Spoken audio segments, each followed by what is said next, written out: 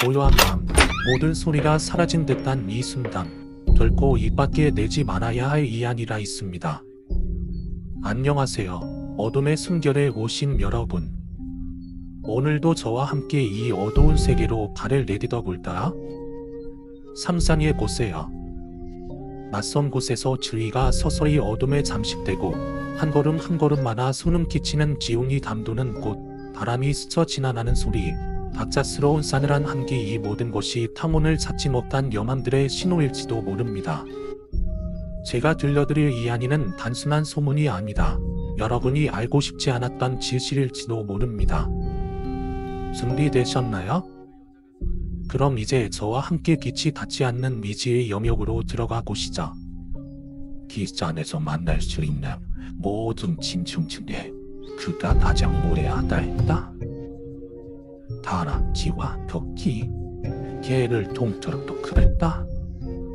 아나들이 말하길 남편 삼기 싫은 남자라. 아직까지도 제 어미를 공양하느라 장나의 놈들도 오늘 자랐다. 병고한 세월에는 효자 없다던데 말을 끼고 돌던 방울이 시냇물이 되어도 그는 늘 방울씩 덤씩 돋고마지 않다. 아이들이 말하기에 천하의 바보 천치야. 돌을 던지고 장독을 깨도 도무지 하늘줄을 오르기에 하는 말이다. 해녀나 골목이 전 속꼬리에 불침을 놓아 도망보내면 해가 닿지도록 지면을 찾아 도로 데려오고를 놀아준 것이 고맙다냐 애들에게 지짐이를 해먹겠다.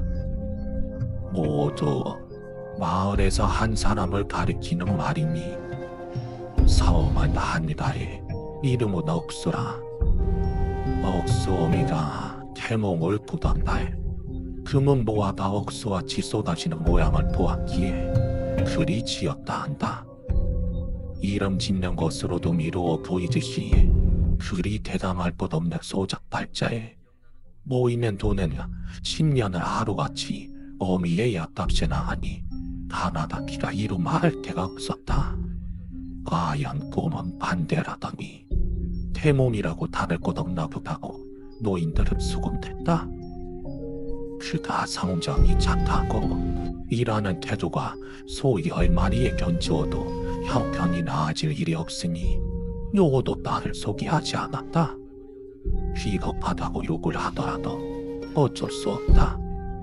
노도 내 새우깨 같은 내 딸이 그런 고생을 하리라 바라지 않으니 낮이면 제 곳이 아닌 논이며 밭에 일항을 내고 소를 먹이며 밤이면 대장단일을 돕고 주막에서 짐을 나르니 억수 스스로도 성오는 명줄이 없었다. 남의 집 귀한 딸을 데려다 어미의 신모로 삼느니 차라리 홀로 밤을 기재우는 것이 낫다 여겼던 것이다. 그리하여 벌써 30을 넘기고도 또 종각으로 늙으니 마을에서도 가엾게 여겨 종종 창거리며 쥐저부리를 날라다 죽으려 했다. 그때마다 억수는 제 덩치에 기멸이나 가래나 싶을 소쿠리를 품을 들고 10대돈을 넘도록 허리를 숙였다. 그러던 어느 날 하늘도 오심하시지 억수어미의 건강이 더욱 나빠졌다. 그가 나가던 약값이야 말로도 못해서 억수가 약을 사러간 이런 의원이 기와집을 3채는 올렸는데 30년 세월을 행어긴 보약도 노안에는 별 수가 없었던 것이다.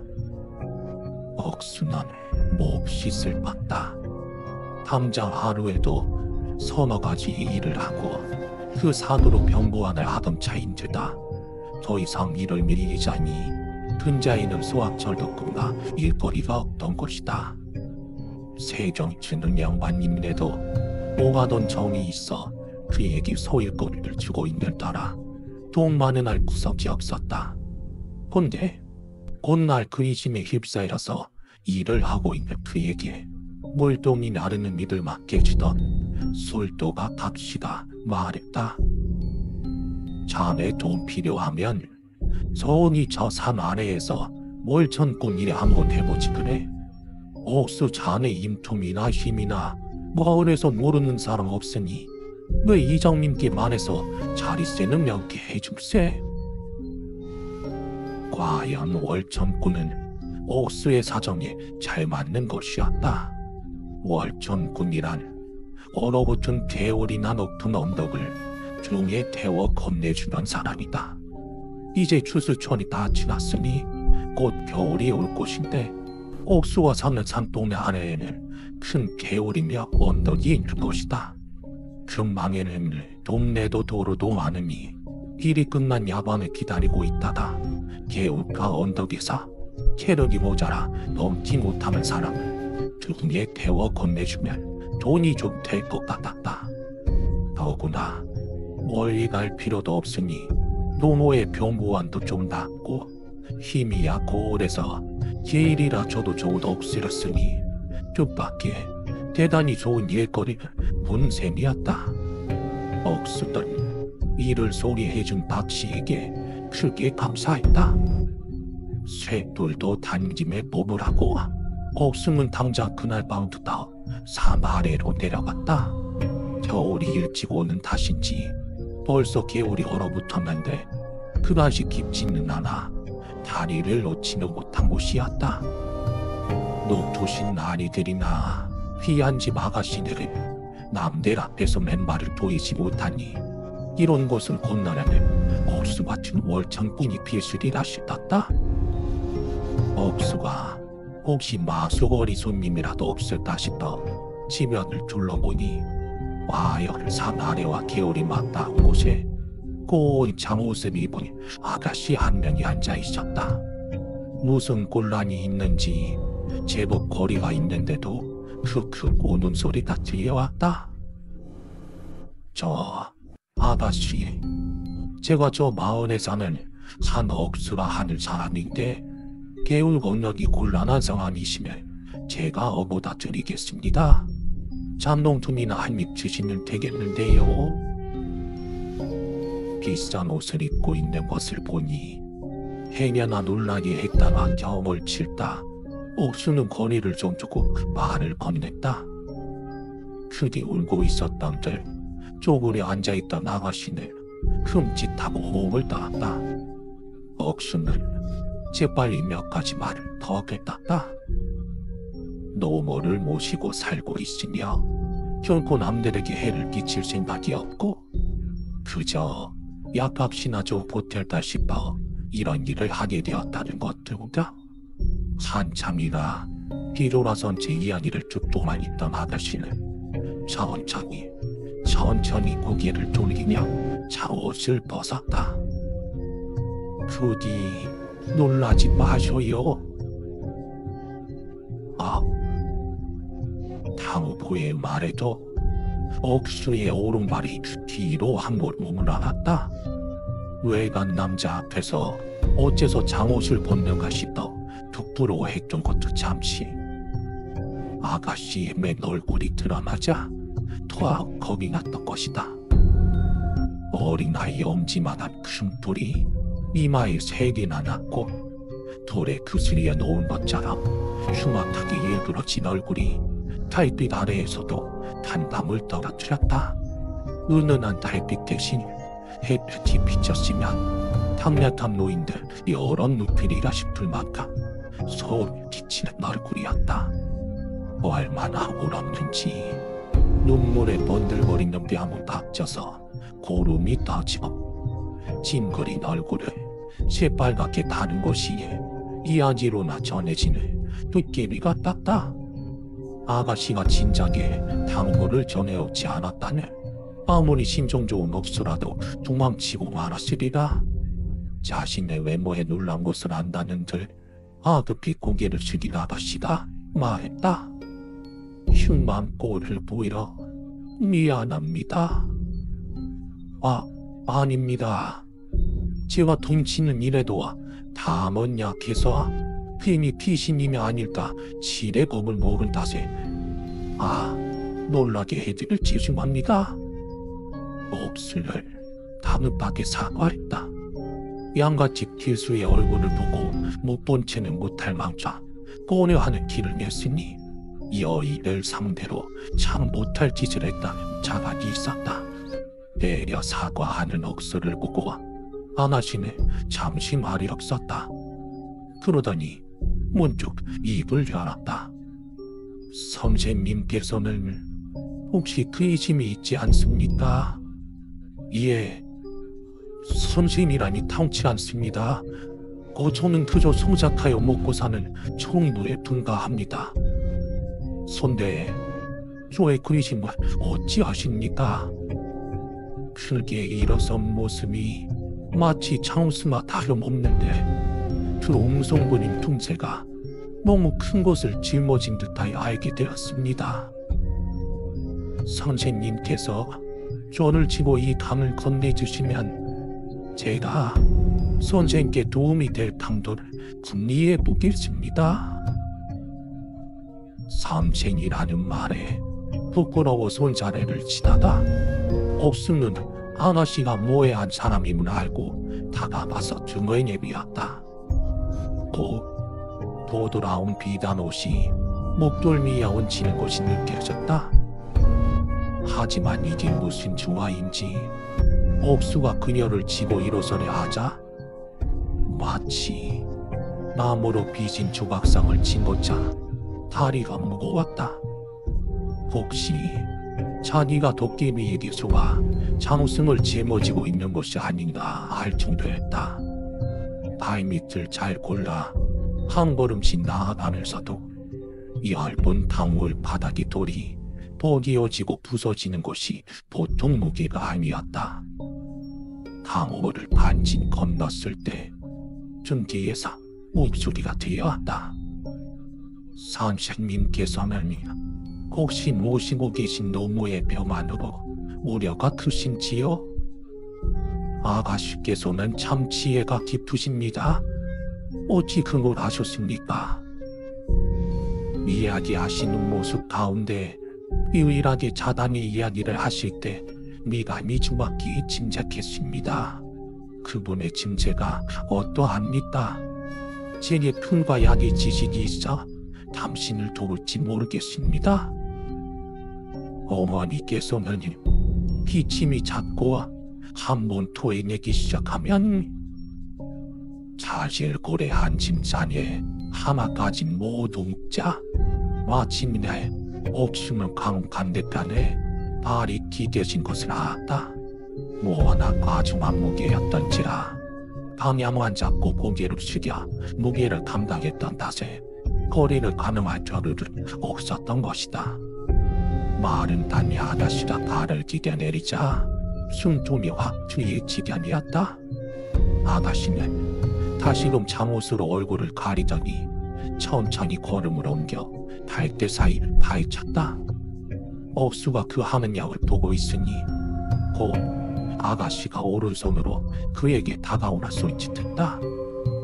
그녀가 가리키고 있는 것을 얼핏 발대의 어린 모습인가 싶게 사두마 풀이었다. 말씀해 주신 이야기를 들어보니 살아오신 가운데 폐에 불기운이 들어 고통이 있으시겠습니다. 이곳은 갈대처럼 보이나 버주머리라는 것으로 물가에 살때 뿌리가 젖으면 죽는 희귀한 풀입니다. 평생 물기운만 먹고 사는 약초라 타녀 마시면 몸의 불기운을 내려줄 것입니다. 과연 옥수가 손으로 조심스럽게 다니자 이토록 젖은 물가에 뿌리만을 다스라질 정도 건조하였다. 옥수를 크게 감사하여 고개를 숙였다.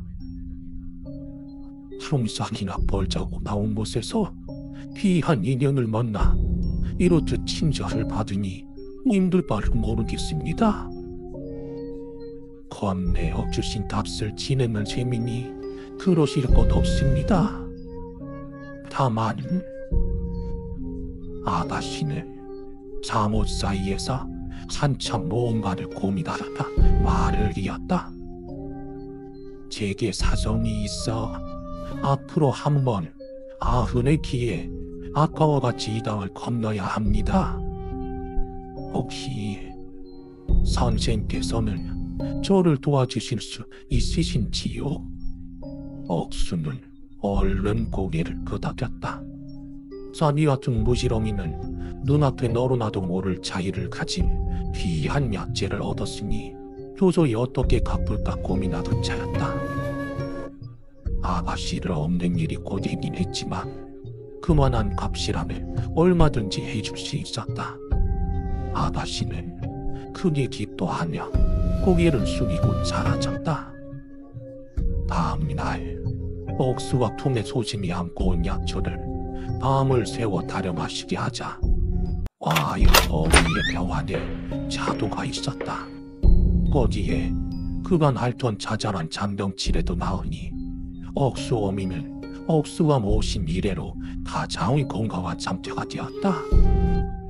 앓던 사람이 낫는다고 곧장 일을 할 리가 없지만 이부자리 아래로 늪처럼 빠지던 돈이 나오니 억수는 그것만으로도 부자가 될 듯 기뻤다. 집안일을 갈아치인다, 도톰하게 세무를 드린다 하며 얼마나 나오미가 있었으나 그의 가슴에 기쁜 마음이 남았다. 시간이 지나 억수는 아가씨와 약지와 아래가 지나자 또다시 산 아래로 달것을 옮겼다. 이번에는 지난번과 달리 울고 있지 않는 아가씨가 눈에 띄었다. 헌데 기이하게도 지난번과 달리 아가씨의 얼굴이 조금 더 흉악하게 바뀌어 있었다. 툭 튀어나온 이빨이 윗입술을 가르고 그 사이로 치먹치를 지에 긁어버린지 그릇혔는지 핏물이 배기노 깃과 소매며 투석투석한 머리털다시 정말 도깨비가 악기라고 해도 비대의 지경이었다. 그나마 지난 만남에 어지간히 익숙해지길 다행이지 아니었다면 억수조차 경계에서 독단 모양새였다. 아가씨, 기멸하신 대로 찾아왔습니다. 지난번에 약초를 구해주신 덕분에 저희 어머니의 목숨을 구했으니 이 은혜를 어찌 갚을까 모르겠습니다. 그 말을 하는 억수를 그저 바라만 보고 있던 아가씨가 입을 여었다. 공익에서는 내게 정말로 은혜를 갚고 싶습니까? 물론이지요, 아씨. 제가 할 수 있는 거라면 뭐든지요. 그럼 나와 온인을 해주실 수 있겠습니까? 그 말에 놀란 억수가 고개를 들자 아가씨가 사정을 설명했다. 지난번 본께 설명한 약초의 비밤은 우리 가문에서도 함부로 밖에 내지 않는 비전입니다. 이 고을과 나라의 누구를 데려와도 쉽게 치료할 수 있는 것이 아니지요. 하지만 저는 아녀자된 몸으로 가문의 비수를 밖에 메었으니 이제 돌아가거든요. 그 이후로 가문과 연이 끊질 몸입니다. 다만 한 가지 방법이 바로 혼인입니다. 나와 혼ям을 맺은 남군의 어미를 구하기 위해 그러한 일을 했다고 하는 그 죄는 사여질 것입니다. 아야, 아홉수 어미를 본래 돌보던 의원조차 사심 없고 능력 있는 자였으나 함부로 그 병을 치유하지 못했는데 저런 이유가 있다면 납득할 수 있는 노릇이었다. 억수가 입을 열었다. 하지만 아씨께서는 그놈 귀한 가문의 분인데 저와 함부로 손약을 맺으시는 일이 누가 되지 않을런지요? 아가씨는 한동안 말없이 놀란 눈으로 그를 쳐다보다가 말했다. 곤란한 이유가 그것입니다. 나같이 괴물의 영상을 하고 있는 이와 혼약을 하는 일이 벌어진다면 당치도 아십니다, 아씨. 당신의 외양이 세간의 미에 합당하지 않더라도 당신께서는 일매식도 없는 나와 내 어미를 위하여 가문의 비방이어 주셨습니다. 헌야지란 젊은 날의 얼굴이 아니라 평생을 함께할 심성에 기대어하는 것이 모르니 내게 아가씨는 바람하지 않던 상태입니다. 이야기를 들은 아가씨는 조번도 말하지 않고 고개를 끄덕였다. 좋습니다. 혼약이란 이토록 함부로 이루어져서는 아니 될 일이나 당장 혼례를 우리기에 내 가진 것이 어줍지 않은 지혜뿐이라 당분간 봉이심에서 먹고 지내며 가정의 일을 돌보다 때가 되면 성월식을 올리고 부부의 예를 갖추겠습니다.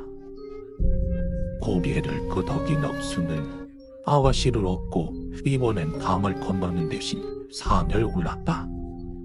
아가씨의 무게는 지난번보다 더욱 중해져 숫제 밤이나 다름이 없었으나 그 긴 산길을 오르는 동안 억수는 아가씨를 내려놓고 쉬는 대신 묵묵히 걸음을 옮겼다. 어머니께 자초 지정을 설명하자 억수 어미도 궁말 없이 아가씨를 받아들여 식구로 삼았다. 아가씨는 집안일을 가르치면 가르치는 대로 수업초도 넘기는 법 없이 받아들여 길을 곧잘 헤매었다. 그토록 귀한 집 아가씨였음에도 식사며 빨래, 농모에 속말이 되는 일까지 무엇 하나 모자랄 게 없을 지경이었다. 하지만 둘을 먹이던 억수의 벌이도 셋을 먹이게 되자 금세 바닥을 드러냈다. 식구가 될 때에 폐물도 예단도 해온 곳이 없으니 금세 가난이 찾아온 것이다. 그 이후부터 동네의 소문이란 그리 좋지 않은 것이었다. 얼굴도 못나 앞이나 다름없는데 혼례도 울리지 않고 짐을 들어 앉았다니 억수가 도깨비에게 속아 헛박씨를 드린 게 아니냐는 말도 있을 정도였다. 더구나 태모름커녕 지어 입은 옷 한 벌뿐이 예단을 욕하는 이도 수두룩했다. 하다못해 수저 한 벌도 들고 오지 않았으니 군식구만 낸 게 아니냐는 논지였다. 하지만 억수는 그런 사람들에게 매번 아다씨의 좋은 점을 설명하냐 참으로 참관을 잘 들었다고 만족해했다. 자기한테 하는 장난이며 속꼬리에 불침을 놓든 바지를 벗기듯 딱딱도 않던 사람이 박시흉을 보면 성내는 신유까지 했으니 사람들이 더 담아할 지경이었다. 실제로도 억수와 아가씨의 정분이 깊었으며 서로 공경하는 모습이 여도 부부와 다르지 않았다. 억수의 집은 하루가 다르게 나아졌다. 어미의 병이나 가족의 일을 돌보고 아가씨는 집안일을 맡아 하고 억수가 일을 하니 억수와 억수 어미가 하는 몇 살 때와는 삼정벽의 차이가 있었다. 억수는 도로 가난해졌으나 행복했다. 그러나 그 행복도 잠시 억수가 혼례를 든 지 2년이 채 지나지 않아 곧 원님의 사자가 찾아왔다. 억수가 갑신을 데리고 농호의 병이 나았으니 그간 미뤄두었던 부역을 해야 한다는 것이었다. 생각지도 못한 일이었다. 마침 먼 고을에 성묘를 새로 짓는 일에 동원된다 하니 이대로 부역을 나가면 집을 떠나 여러 해는 돌아오지 못할 것이 분명했다. 사람들은 닥치를 들여 좋다고만 하는 억수가 속이 상할 것을 염려했다. 하지만 억수는 또 생각이 달랐다. 전 같으면 부역을 나오라면 꼼짝없이 나의 어머니가 죽게 되었고 또한 반대로 어머니의 병환으로 부역을 면한 것도 좋지 않았습니다. 이젠 그 분의 병세가 낫고 확신을 들여 홀몸이 될 어머니를 걱정하지 않아도 되니 이보다 더 기쁜 일이 없습니다. 곧 억지 노연에 들려나가 일을 하게 될 사람이 하는 말이 참 희한했다. 하지만 억수는 이번에도 진실로 그렇게 여겼다. 어머니가 아파서 자신의 부역이 면제되는 것보다 어머니가 아프지 않은 것이 나았고, 어머니가 홀로 집에서 기다리시는 것보다 아마씨와 함께 말동무한을 지내는 것이 나았다. 억수에게는 하나도 이상할 곳이 없는 생각이었다. 아야, 억수는 당장 다음날 부역을 나가기를 사안에도 나무를 찌고 뗄답을 쌓고 부지런하게 부엌도 고와 지붕의 수리를 마쳤다.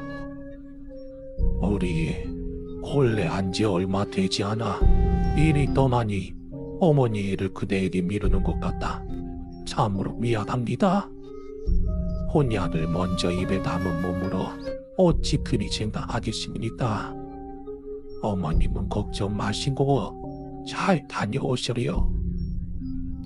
그리하여 억수는 괴물 같은 박씨와 걱정하는 어미를 두고 떠나게 되었다. 하연 두역이란 종로돌이라 하루 종일 성명을 쌓고 또 그 돌을 나르는 일이란 여간 고된 것이 아니었다. 하물며 감이라고 나오는 것은 쌀겨와 먼지라 사만이라 한입 베어 물면 서걱서걱 소리가 나서 사항을 굶도 잠도 지겹게 먹는 자가 없었다. 짠지며 침체 선우조간이 잔일합시고 나왔으나 그저 소태에 절인 채소라 과실하고는 탈당함은 역과 반통한만큼도 없다고 사람들이 공복예니 불만을 토할 지경이었다. 한 해를 목표로 짓던 성이었으나 이름 고되고 사람은 적으니 한 해가 두 해가 되고 두 해가 세 해가 되었다. 순간을 도망치는 자도 한둘이 아니었으며 인원이 도충되는 일도 드물었다. 자기가 집담한 성묘에 지내게 하고 지푸라기 한 줌을 이무잔이랍시고 치니 과연 그날만도 했다. 사업만 지었고 9년이 지나고 나서야 다 지어졌다. 억수는 마음이 급했다. 어미의 나이는 억수가 떠나올 때조차 적은 것이 아니었으며 병으로 체력이 줄어 보통의 동년배보다 나을 것이 없었다. 더구나 혼례한 박씨는 고작 1년을 못 지내고 나왔으니 그 마음이 참 애달팠다. 억수가 부역을 마치고 집으로 돌아오자 언덕배기 근처에 소담하지만 정갈하던 집은 온데간데 없었다. 그럭저럭 폈던 새마을은 흔적도 남지 않아 국력한 기색을 드러낸 듯이 곳곳에 구멍을 벌였고 소뚜껑이 깨진 것은 물론이거니와 지붕은 빗물이 샘을 듯했다. 이게 대체 무슨 일인가 싶어 집에 들리는 대신 억수는 마을을 먼저 찾았다. 오랜만이라며 환영해주는 와중에도 마을 사람들은 어쩐지 긴기는 구석이 있는 얼굴로 그의 눈을 피했다. 아무리 궁핍해도 내가 남겨놓은 돈이 조금은 있었을 것이고 껍시도 촌송잎 토지로마여 먹고 살 길만 있었으면 저리 되지는 않았을 것입니다. 이게 어찌 된 일입니까? 그것이 자네가 사라지고 나서는 그 집 세댁 얼굴이 더욱 흉엄해졌어. 우리도 노력은 했지만 핫도그지 마주 보기 주체 쉽지가 않아서는 모양이 그러니 삭바나지는 물론이고 물동이 나르는 일조차 막질 수가 있어야지. 억수가 집으로 돌아오자 허름한 집 가운데 그나마 나은 아랫목에 이불을 피고 노모를 누인 박씨가 소리를 듣고 억수를 맞이했다. 그녀의 생김은 더욱 심해져 이제 괴물로 오인단이 죽는 모습 면하려면 얼굴에 청을 둘러야 할 지경이었다. 더욱이 몸에서는 악취가 풍기고 고름이 머물자 이런 옷은 그저 너무나 다름없었다. 과연 사람들이 피하고 두려워하는 것이 결코 부연한 일이 아니었다. 오죽하는 이제 손톱은 구부러지고 이는 삐뚤어져 생활을 하는 것도 쉽지 않아 보였다. 납시다. 조심스럽게 입을 열었다. 미안합니다. 내 몰골이 이름따하게 마을에서도 이를 구하기가 쉽지 않아 어머님 분량이 이미도 모자랐습니다. 나를 내치시거든 기꺼이 금이하십시오. 억수는 탓하는 대신 닥치를 끌어다 안았다. 닥칠 탓인지 단단한 담 속에 지혜인 듯한 느낌이 있었음에도 오히려 더욱 와닿겠다. 놀란 닥치가 뭐라 말하기도 전에 억수가 울음을 닥치었다. 나야말로 일어난 마음에 한량없습니다. 이런 집 아저씨를 데려다 이런 짐을 모신 것도 모자라 이런 고생을 시켰으니 나라님께 벌을 받아도 할 말이 없겠습니다. 이제 걱정하지 마십시오. 얘라 돌아왔으니 집안을 건사하고 일을 하는 됩니다. 너무나 고생 많았습니다. 나를 원망하지 않나요? 멀쩡한 닥치와 혼례를 올렸다면 이런 일도 없었을 텐데 어머님을 더 잘 모시고 살 닥치가 많았을 텐데. 닥치가 죄스러운 얼굴로 억수를 올려다보며 말했다. 그런 것은 불필요한 상상입니다.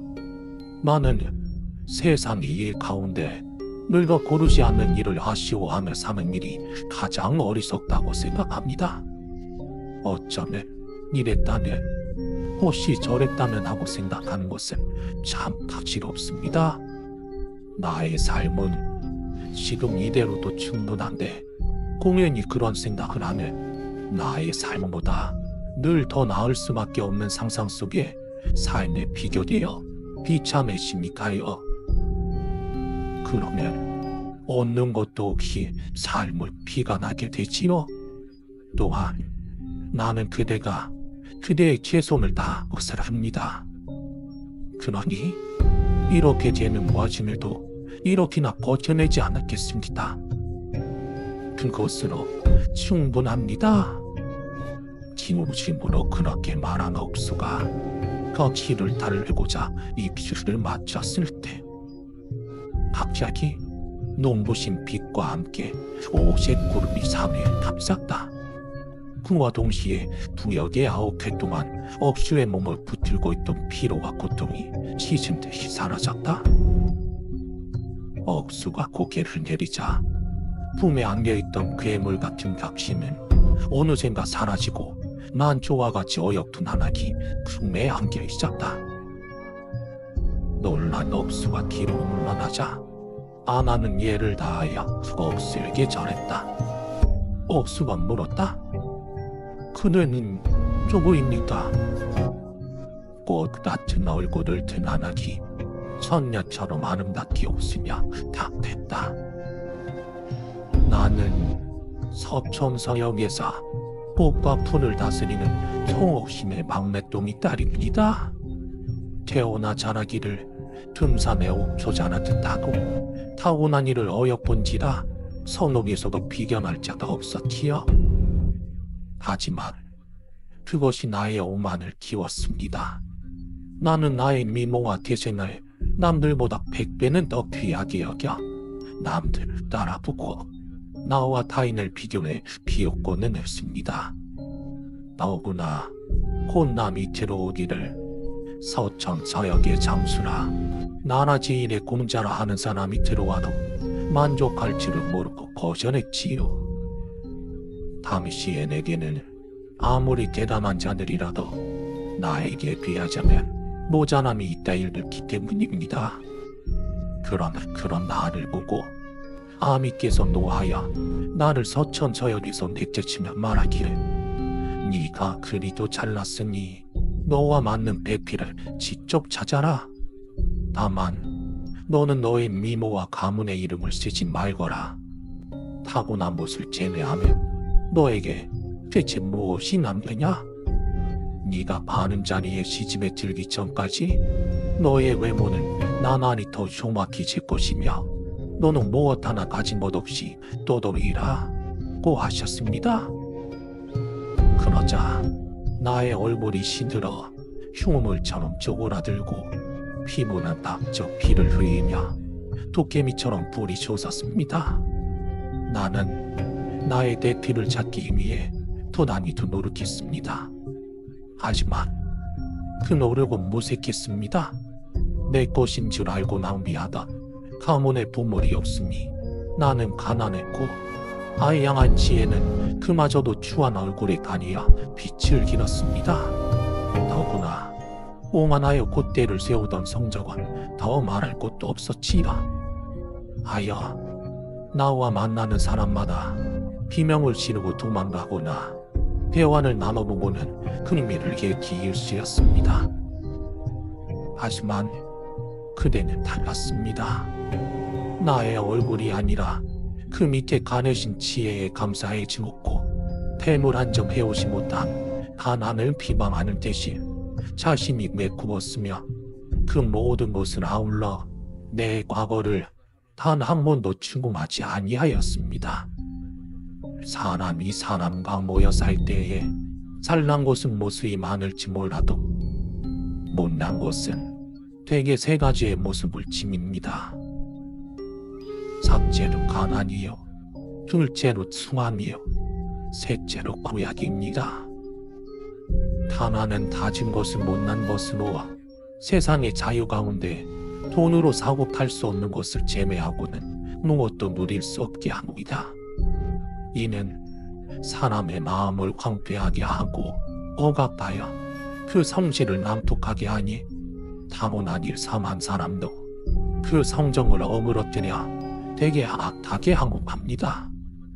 수함은 그 성태가 못난 것으로 사람과 사람의 모든 관계에 나쁜 영향을 끼치는 것입니다. 사랑할 수 없게 하고 사랑받을 수 없게 하며 그저 그 얼굴의 수함으로 그에 보이지 않는 어느 미덕이나 함부로 폄훼하도록 만듭니다. 오야당은 그 성미가 못난 것으로 삼성 가운데 가장 드러내기 어려운 것입니다. 나쁜 상황에 몰려서야 예의와 공경하는 마음을 잊고 남을 헐뜯는 겸손이 드러내지기에 함부로 감행하기가 어려운 것입니다. 이 셋을 모두 주님 나를 담내해 주었으니 이제야 당신이 참으로 나를 위해 안매된 배필임을 알겠습니다. 갑시다. 맑은 얼굴로 웃으며 억수를 끌어안았다. 후에 이 소식이 바람을 타고 각시의 아비에게 전해지니 귀한 바둑과 방랑아 풍채를 한 바신들이 온갖 귀한 동물들을 들고 억순회를 찾아간다. 바신들의 이야기가 끝났습니다. 여러분은 어떻게 생각하시나요? 이 이야기가 단순한 괴담에 불과한 것인지 아니면 실제로 일어난 일인지 여러분의 의견을 듣고 싶습니다. 만약 이 영상이 마음에 드셨다면 좋아요와 구독 버튼을 눌러주세요. 그리고 이 이야기를 친구들과 공유해서 그들의 생각도 들어보세요. 여러분의 생각과 이 이야기에 대한 해석을 댓글로 남겨주시면 다음 이야기에서 그 의견을 함께 나누겠습니다. 저는 어둠의 숨결입니다. 다음 시간에도 또 다른 어두운 이야기를 가지고 돌아오겠습니다. 감사합니다.